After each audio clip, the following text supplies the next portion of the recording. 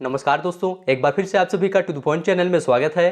दोस्तों, आज के इस वीडियो में सुपर टेट एग्जाम के लिए भारतीय संविधान टॉपिक से टॉप 15 प्रश्न लेकर आए हैं टेस्ट के रूप में। आपको टेस्ट यहां पर देना है। 15 प्रश्नों में आपका कितना स्कोर सही हो रहा है, लास्ट में आपको स्कोर बताना है। देखिए दोस्तों, आपकी तैयारी कैसी चल रही है उसी का यहाँ पर टेस्ट है, तो पूरा वीडियो लास्ट तक आप लोग जरूर देखिए और सभी प्रश्नों का उत्तर भी बताइए। तो चलिए शुरू करते हैं। पहला प्रश्न आपके सामने है, राष्ट्रीय गीत के रचयिता हैं। राष्ट्रीय गीत के रचयिता कौन है, आपको यह बताना है। ऑप्शन है बंकिम चंद्र चट्टोपाध्याय, दूसरा ऑप्शन है रविन्द्रनाथ टैगोर, तीसरा है मोहम्मद इकबाल, चौथा है मैथिली शरण गुप्त।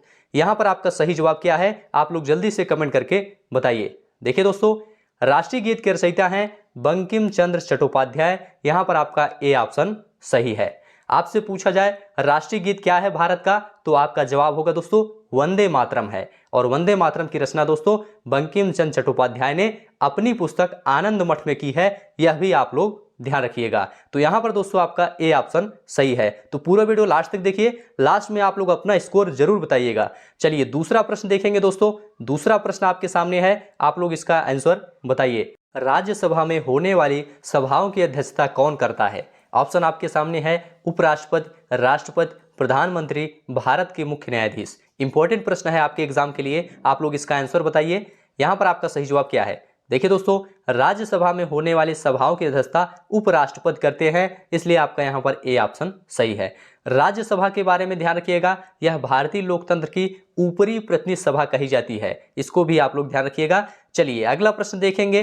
अगला प्रश्न दोस्तों आपके सामने है, यह भी प्रश्न काफी ज्यादा इंपॉर्टेंट है, एग्जाम में पूछा जाता है। किस देश के संविधान से मौलिक कर्तव्यों को लिया गया है? ऑप्शन आपके सामने है Germany, United kingdom, USA, USSR. यहां पर आपका सही जवाब क्या है? देखिए दोस्तों, भारतीय संविधान में मौलिक कर्तव्यों को यूएसएसआर मतलब रूस के संविधान से लिया गया है, इसलिए आपका यहां पर डी ऑप्शन सही हो जाएगा। तो ध्यान रखिएगा दोस्तों, मौलिक कर्तव्यों की कुल संख्या 11 है, यह भी एग्जाम में प्रश्न पूछा जाता है। और दोस्तों ध्यान रखिएगा, संविधान के भाग 4 क में और अनुच्छेद 51 क के तहत इसे रखा गया है। अनुच्छेद 51 का के तहत इसको रखा गया है, यह भी एग्जाम में पूछा जाता है। चलिए आगे बढ़ते हैं, अगला प्रश्न देखेंगे। अगला प्रश्न दोस्तों आपके सामने है, संविधान सभा ने राष्ट्रीय गान को कब अपनाया था? ऑप्शन है 20 जनवरी 1950, 24 जनवरी 1950, 21 मई 1949, 13 नवंबर 1949। यहां पर आपका सही जवाब क्या है? देखिए दोस्तों, संविधान सभा ने राष्ट्रीय गान को 24 जनवरी 1950 को अपनाया था। यहां पर दोस्तों आपका बी ऑप्शन सही है। मोस्ट इंपोर्टेंट प्रश्न है, पूछा जाता है एग्जाम में दोस्तों। और एक प्रश्न पूछा जाता है, राष्ट्रीय गान के रचयिता कौन है? तो राष्ट्रीय गान के रचयिता हैं रविन्द्रनाथ टैगोर। राष्ट्रीय गान का समय क्या होता है, गाने का इसका समय क्या होता है, यह भी पूछा जाता है। तो 52 सेकंड होता है, इसे भी आप लोग ध्यान रखिएगा। चलिए आगे बढ़ते हैं। अगला प्रश्न आपके सामने है, भारतीय संविधान का निर्माण निम्नलिखित में से किसकी संस्तुति पर हुआ था? मोस्ट इंपोर्टेंट प्रश्न है, आप लोग इसका आंसर बताइए। कैबिनेट मिशन की संस्तुति, क्रिप्स मिशन की संस्तुति, माउंटबेटन की संस्तुति, इनमें से किसी की संस्तुति पर नहीं।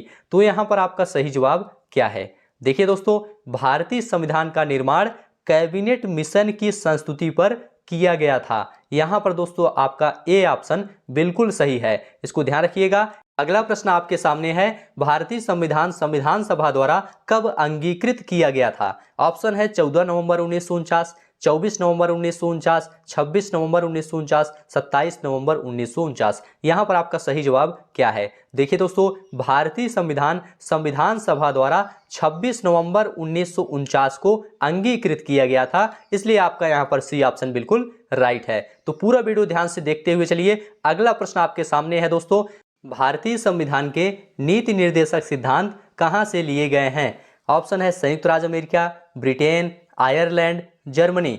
यहां पर आपका सही जवाब क्या है? इंपॉर्टेंट प्रश्न है, आप लोग इसका आंसर बताइए। देखिए दोस्तों, भारतीय संविधान के नीति निर्देशक सिद्धांत आयरलैंड के संविधान से लिए गए हैं, इसलिए आपका यहां पर सी ऑप्शन सही है।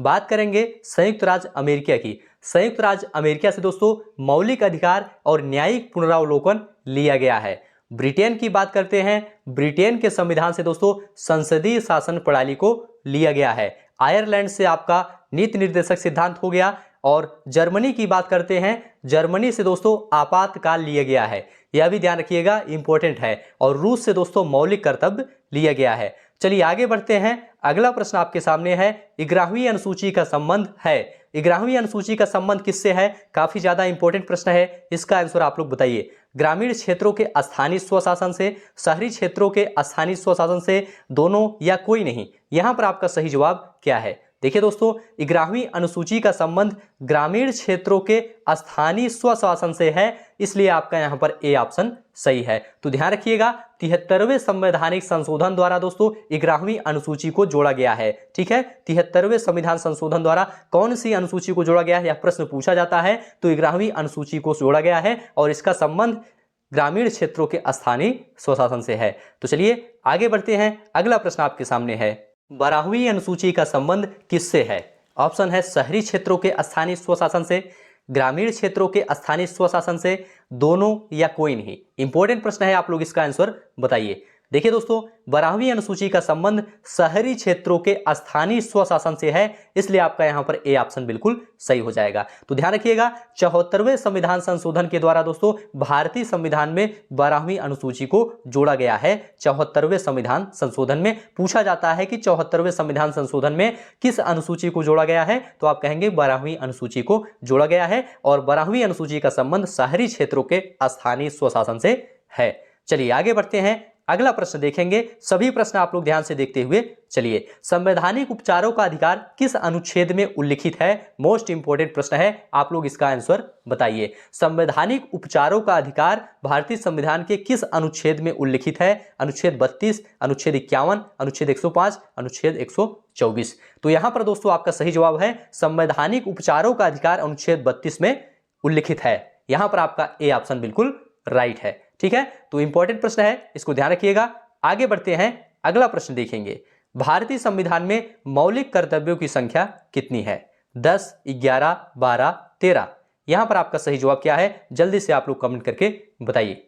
देखिए दोस्तों, भारतीय संविधान में मौलिक कर्तव्यों की संख्या 11 है। वर्तमान में 11 मौलिक कर्तव्य हैं, इसको ध्यान रखिएगा। और दोस्तों ध्यान रखिएगा, भारतीय संविधान में मौलिक कर्तव्यों को भाग 4 का और अनुच्छेद 51 का के तहत रखा गया है। एग्जाम में प्रश्न पूछा जाता है, भाग 4 का और अनुच्छेद 51 का के तहत रखा गया है मौलिक कर्तव्य को भारतीय संविधान में, और इसकी कुल संख्या कितनी है? 11 है। चलिए आगे बढ़ते हैं, अगला प्रश्न देखेंगे। अगला प्रश्न आपके सामने है, भारत का नियंत्रक एवं महालेखा परीक्षक किस अनुच्छेद के तहत नियुक्त होता है? अनुच्छेद 148, अनुच्छेद 151, अनुच्छेद 213, इनमें से कोई नहीं? यहां पर आपका सही जवाब क्या है? जल्दी से आप लोग बताइए। देखिए दोस्तों, भारत का नियंत्रक एवं महालेखा परीक्षक संविधान के अनुच्छेद 148 के तहत नियुक्त होता है।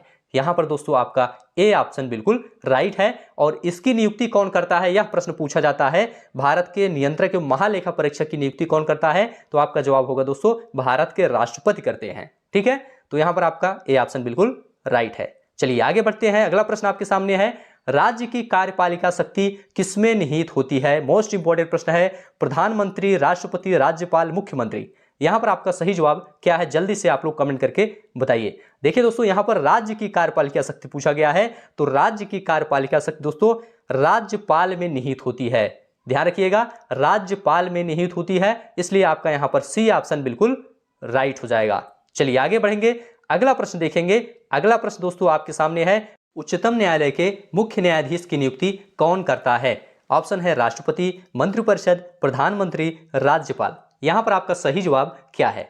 देखिए दोस्तों, उच्चतम न्यायालय के मुख्य न्यायाधीश की नियुक्ति भारत के राष्ट्रपति करते हैं, इसलिए आपका यहां पर ए ऑप्शन सही हो जाएगा, राष्ट्रपति। चलिए आगे बढ़ते हैं। अगला प्रश्न आपके सामने है, भारत का राष्ट्रीय चिन्ह कहां से लिया गया है? ऑप्शन है बोधगया, सारनाथ, लुम्बिनी, कुशीनगर। यहां पर आपका सही जवाब क्या है? जल्दी से कमेंट करके बताइए। काफी ज्यादा इंपॉर्टेंट प्रश्न है, एग्जाम में पूछा जाता है।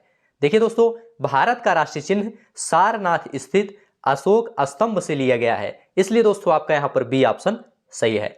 तो इस प्रकार से दोस्तों आज का वीडियो यहां पर समाप्त होता है। ये सभी प्रश्न आपके आगामी एग्जाम के लिए इंपॉर्टेंट हैं। 15 प्रश्नों में आपका कितना स्कोर सही हुआ है, इसे आप लोग कमेंट में लिखकर जरूर बताइएगा। वीडियो कैसा लगा यह भी कमेंट में बताइएगा। अभी के लिए दोस्तों बस इतना ही। वीडियो देखने के लिए आप सभी का धन्यवाद।